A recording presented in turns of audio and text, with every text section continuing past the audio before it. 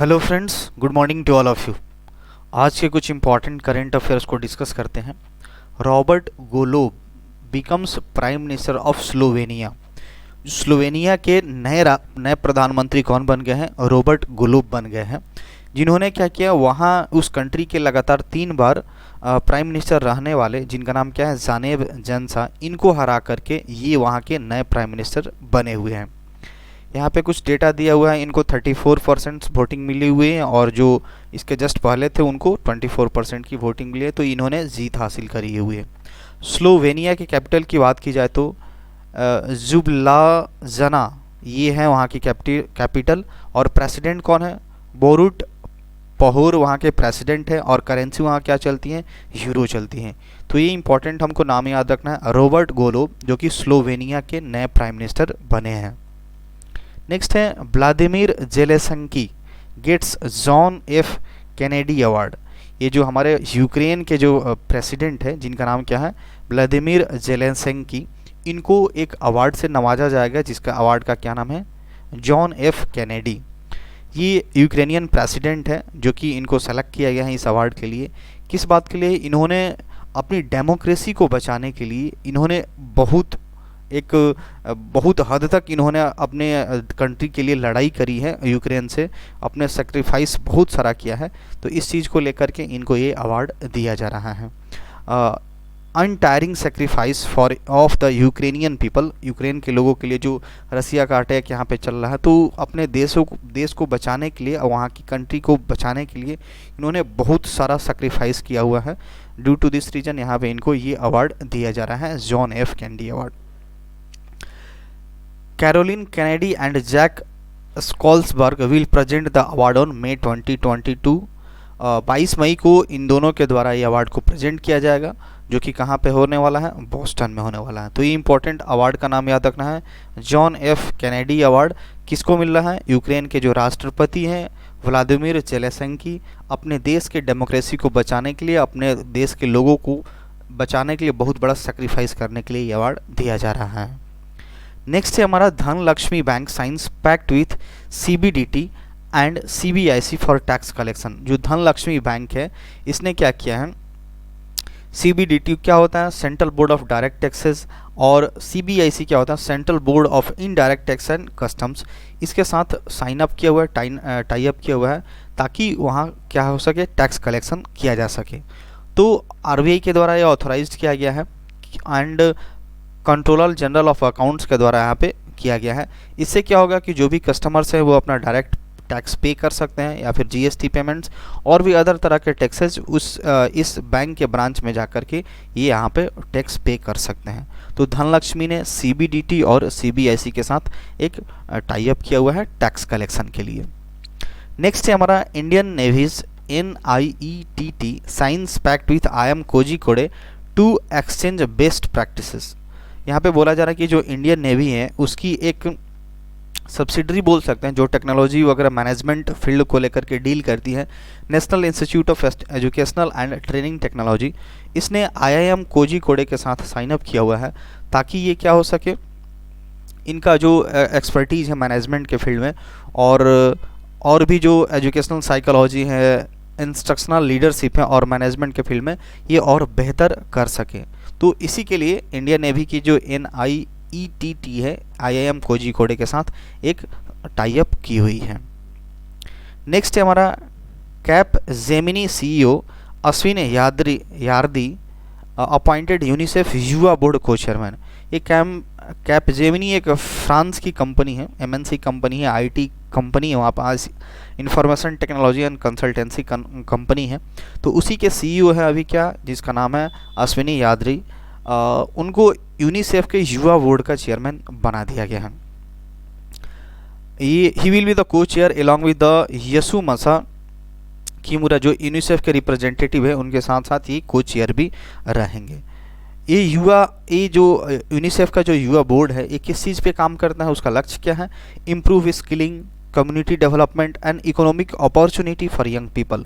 जो नौजवान लोग हैं, जो यूथ पीपल है, उनकी स्किल को कैसे इम्प्रूव करा जा सके, कम्युनिटी डेवलपमेंट कैसे हो और इकोनॉमी को लेकर के उनके लिए कैसे अवसर प्रदान करी जाए, तो इस चीज़ को लेकर के ये युवा बोर्ड काम करता है।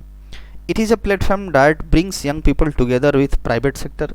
ये युवा लोगों को एक साथ लाने का काम करता है, चाहे वो प्राइवेट सेक्टर के हो, गवर्नमेंट सेक्टर के हो, चाहे international and local organisation, to turn them into active and engage citizen. तो इसका मेन यूनिसेफ युवा का मेन टारगेट यही है। तो ये नाम याद रखना, अश्विनी यार्दी यूनिसेफ युवा बोर्ड के को चेयरमैन बने हैं। अभी ये क्या है, कैप जेमिनी के सीईओ हैं। नेक्स्ट है हमारा फॉर्मर केनिया के जो प्रेसिडेंट थे, फॉर्मर प्रेसिडेंट, इनका नाम क्या था, एम वई किबाकी। ये क्या हो गया, इनका निधन हो गया है। तो ये कितने साल के, 90 ईयर्स के एज में इनका निधन हो गया। केनिया के पूर्व राष्ट्रपति थे। लेड द कंट्री फ्रॉम 2002 से लेकर के 2013 तक ये वहाँ के राष्ट्रपति बने थे। और केनिया के कैपिटल की बात करी जाए तो नैरोबी है। करेंसी वहाँ पे सीलिंग चलती है। और अभी हाल ही में प्रेसिडेंट कौन है, उहुरु केनियात्ता वहाँ के अभी हाल के प्रेसिडेंट है। तो ये कौन है, केनिया के पूर्व राष्ट्रपति का निधन हो गया है। नेक्स्ट है Tamil Nadu will observe minorities right day annually on December 18। Tamil Nadu सरकार ने ये घोषणा किया है कि हर एक साल दिसंबर 18 यानी 18 दिसंबर को माइनॉरिटीज राइट डे वहाँ पे ऑब्जर्व किया जाएगा। The state government promotes the upliftment and economic advancement of the minority through effective implementations of scheme and welfare measures।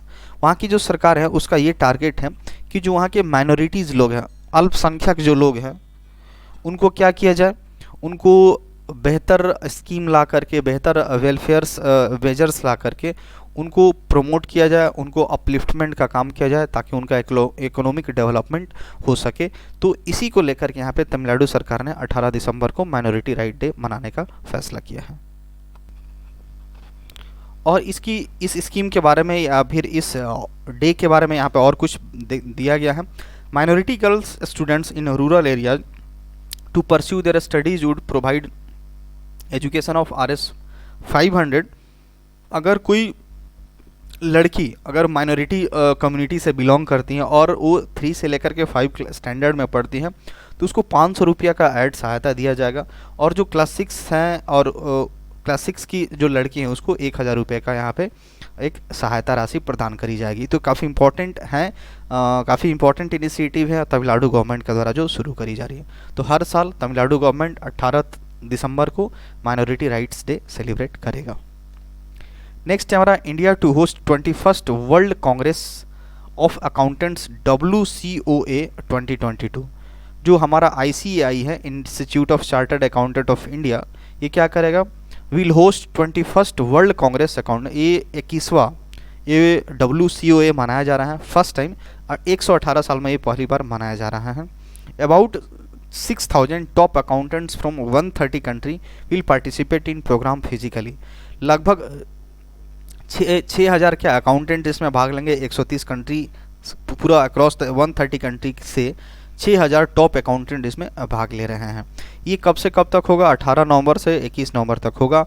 और इस इवेंट का एक ऑर्गेनाइजेशन कहाँ पे किया जा रहा है, जो अभी हाल ही में नया ओपन हुआ है, जियो वर्ल्ड कन्वेंशन सेंटर, जो कि मुंबई में ओपन किया गया है, यहीं पे इसका ऑर्गेनाइजेशन किया जाएगा। इस बार का थीम क्या रहा है, वर्ल्ड कांग्रेस ऑफ अकाउंटेंट्स का थीम क्या रहा है, बिल्डिंग ट्रस्ट इनेबलिंग सस्टेनेबिलिटी, इसका इस बार का थीम रहा है। ICAI के प्रेसिडेंट कौन है, अभी देवाशीष मित्रा जी हैं। नेक्स्ट है हमारा Kishore Das selected for Commonwealth points of light award. Kishore Kumar Das जो कि बांग्लादेश के हैं, उनको क्या चुना गया है, Commonwealth points of the light award के लिए इनको चुना गया है, क्योंकि इन्होंने जो भी मार्जिनलाइज्ड जो बैकग्राउंड के जो बच्चे हैं उनके एजुकेशन को लेकर के काफ़ी ज़्यादा बहुत उत्कृष्ट काम किया है। उनको कैसे आगे बढ़ाया जाए, जो बहुत ही गरीब परिवार के तबके हैं, बहुत ही मार्जिनलाइज्ड बैकग्राउंड के बच्चे हैं, उनको कैसे आगे बढ़ाया जाए, इसके लिए उन्होंने काफ़ी एक्सेप्शनल काम किया है। इसी के वजह से इनको points Commonwealth points of the light award मिला हुआ है। He started an education charity named Vidyanando. इन्होंने एक चैरिटी की शुरुआत करी थी 2013 में, जस्ट 22 स्टूडेंट्स, मात्र 22 स्टूडेंट को लेकर के विद्यानंदो करके इन्होंने एक चैरिटी का नाम शुरू किया था 2013 में। इन्होंने एक मील प्रोग्राम भी, खाने वाला प्रोग्राम, भोजन का भी प्रोग्राम शुरू किया था जिसका नाम क्या था, 1 टके आहार। डेट मीन्स मील फॉर 1 टका, 1 टका दीजिए और खाना लीजिए। तो ये बेसिकली बांग्लादेश, तो इनके द्वारा एक मील प्रोग्राम भी लॉन्च किया गया था जिसका नाम क्या था, 1 टके आहार, मील फॉर 1 टका, 1 टका में आप भोजन ले सकते हैं। Which has provided more than 10,000 nutritions meal for vulnerable people.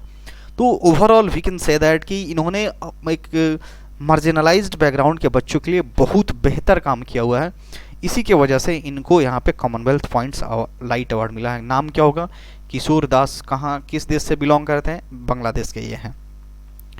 Next है हमारा इमिनेंट राइटर पद्मा श्री बीनापानी मोहंती, जिनका हाल ही में निधन हो गया है। ये बहुत ही प्रतिष्ठित राइटर रह चुकी हैं। तो नोटेड राइटर ऑफ ओडिशा की हैं ये, और पद्मश्री अवार्डी 2020 में इनको पद्मश्री से सम्मानित किया गया था। इनका नाम क्या है, बीनापानी मोहंती, जो हाल ही में इनका निधन हो गया था। ये शॉर्ट स्टोरी के लिए बहुत फेमस थी, और इनकी एक शॉर्ट स्टोरी थी पता दी। इनके लिए इस स्टोरी के लिए इनको साहित्य अकादमी अवार्ड भी मिला था, और सरला सम्मान from the government of Odisha government ने इनको सरला सम्मान से भी इनको नवाजा था। ये she was born in Berhampur, started her teaching career as a lecturer in economy. 1960 में इन्होंने अपना करियर शुरुआत करी हुई थी, और इन्होंने इकोनॉमी की लेक्चरर भी रह चुकी थी। नेक्स्ट हमारा world intellectual property day observe on April 26 अप्रैल को, डेट मीन्स आज ही के दिन वर्ल्ड इंटेलेक्चुअल प्रॉपर्टी डे मनाया जाता है। इसका मेन मकसद है कि कैसे हमारा एक बेहतर, मतलब जो भी हमारा जो इनोवेशन है, जो भी हमारे यूथ जनरेशन्स हैं, उसको कैसे इनोवेशन से सपोर्ट किया जा सके, उसको कैसे क्रिएटिविटी को और ज़्यादा सपोर्ट प्रमोट किया जा सके, ताकि वो एक फ्यूचर जो सस्टेनेबल फ्यूचर है उसकी तरफ हम लोग बढ़ सके। तो इन्हीं सारी चीज़ों को लेकर के यहाँ पे वर्ल्ड इंटेलेक्चुअल प्रॉपर्टी डे मनाया जाता है। इसका हेडक्वार्टर कहाँ मिलता है, इंटेलेक्चुअल प्रॉपर्टी ऑर्गेनाइजेशन, इसका हेडक्वार्टर जेनेवा स्विट्जरलैंड में मिलता है। इस WIPO का मेंबर इंडिया भी है। CEO इसके कौन है, अभी डारेन तंग इसके CEO हैं। वर्ल्ड इंटेलेक्चुअल प्रॉपर्टी डे कब फाउंड हुआ था, 14 जुलाई 1967 को ये इसका फाउंडेशन हुआ था। तो ये याद रखना है, 26 अप्रैल को वर्ल्ड इंटेलेक्चुअल प्रॉपर्टी डे मनाया जाता है। That's all for today.